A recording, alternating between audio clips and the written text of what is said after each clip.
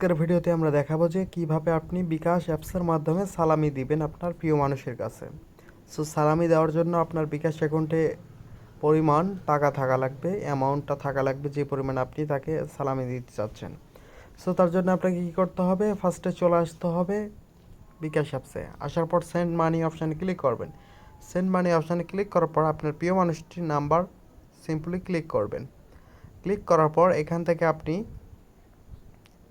সালামির পরিমাণটি বসাবেন। So simply আমাদের বিকাশ অ্যাপসে এক আছে, আমরা একটা বসালাম। তারপর এখান থেকে আপনাকে কার্ড নিতে হবে। এখান থেকে ঈদ মোবারক দিবেন, আপনি এখানে ক্লিক করবেন।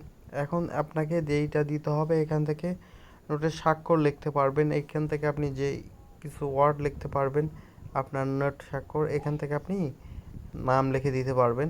সো এখান থেকে আপনি নামটা লিখে দিলেন ধরেন। সো নামটা লেখার পর যোগ দিন, এখানে ক্লিক করলেন। তারপরে এখান থেকে আপনার কি করতে হবে, সেভ করে এগিয়ে যান। এখান থেকে যদি আপনি চার্জ দিতে চান তাহলে এখানে ক্লিক করবেন। সো এখান থেকে যদি 1000-এর উপর থাকে তাহলে চার্জ ক্লিক করবেন। তারপরে এখান থেকে আপনি কি করবেন, এগিয়ে যান সিম্পলি।